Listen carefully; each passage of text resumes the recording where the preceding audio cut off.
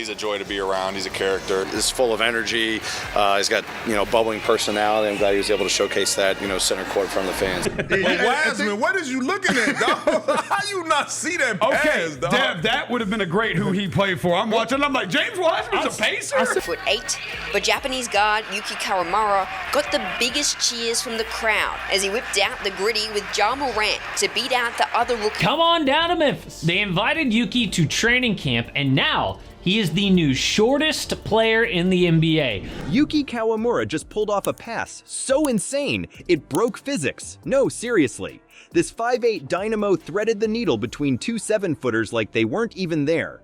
Before we move on, I'd like to ask you a small favor. If you appreciate this content, please take a second to like this video and subscribe to the channel. Over 98% of you watch the videos without subscribing. It costs you nothing, but it makes a huge difference to us. So, did you click the subscribe button? Great! Thank you so much. Now, back to the video. You're probably thinking, no way a guy that short can hang in the NBA. Well, buckle up, because Yuki's about to show you why size doesn't always matter in basketball. His game is so wild, even his teammates can't believe what they're seeing. You know what's crazy? Yuki Kawamura is so short, he could probably play hide and seek in a forest of NBA players' legs. I'm not even kidding. This guy is 5'8" in a league where the average height is 6'6". That's insane. What do you have to be for you? Like, you play in the league, how cold do you have to be 5? Be generous. He's not 5'9".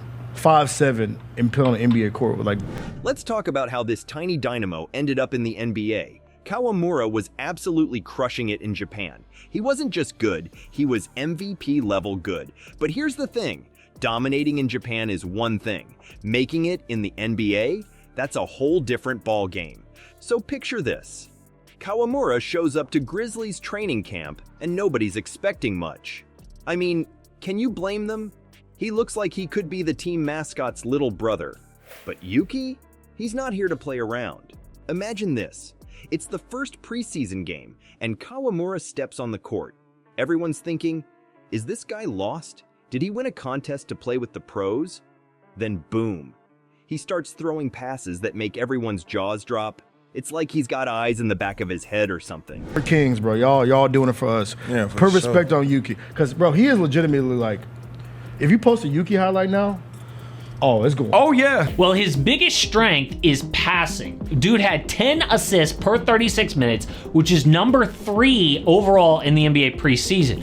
You won't believe the reactions from his teammates. They're going crazy on the bench, jumping up and down like they've just seen a magic trick. And in a way, they have.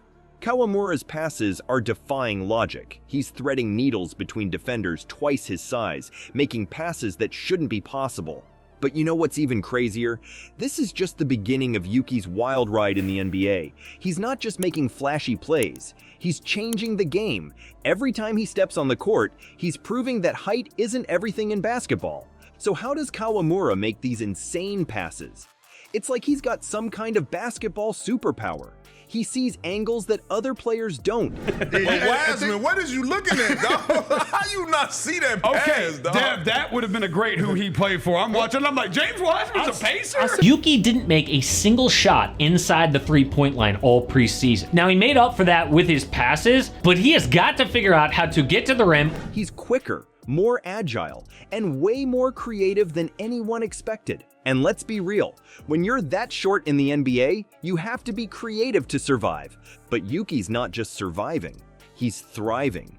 He's turning his size into an advantage, ducking under defenders' arms, zipping through gaps that bigger players can't even see. It's like watching a basketball ninja out there. So Kawamura can pass, but what happens when he needs to score?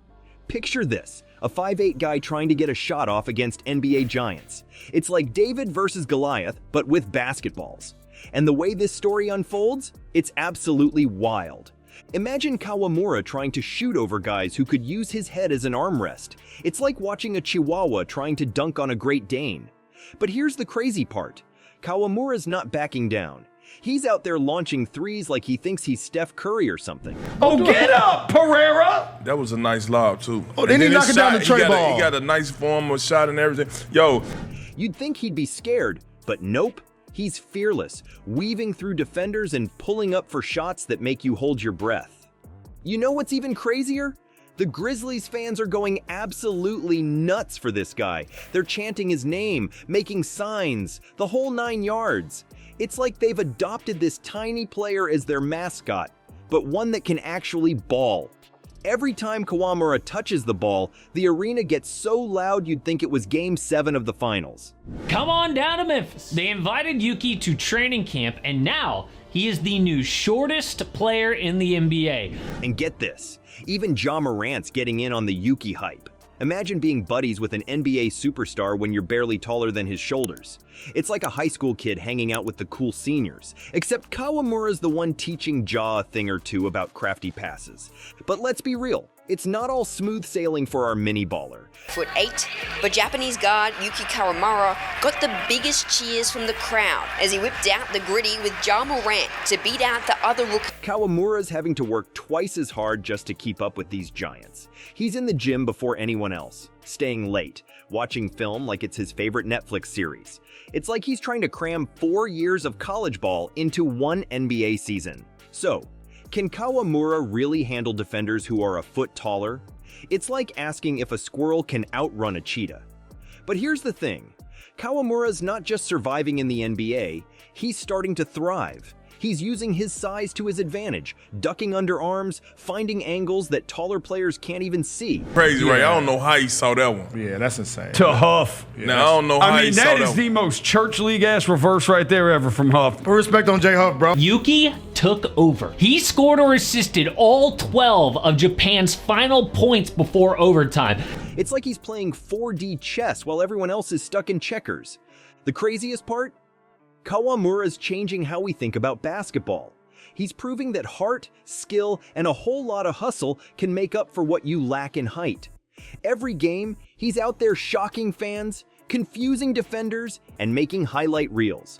It's like watching a basketball revolution, and Yuki Kawamura is leading the charge, one impossible play at a time.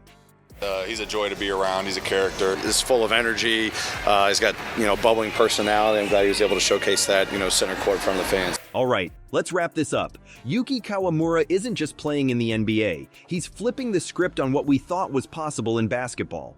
This tiny dynamo is out there making giants look silly, and it's changing the game. You know what's wild?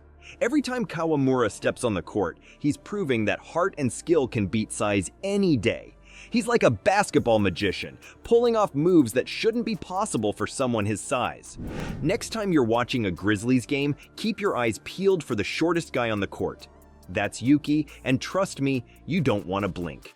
You might just see him pull off something that'll make you jump out of your seat. This guy's rewriting the rules of basketball, one crazy play at a time.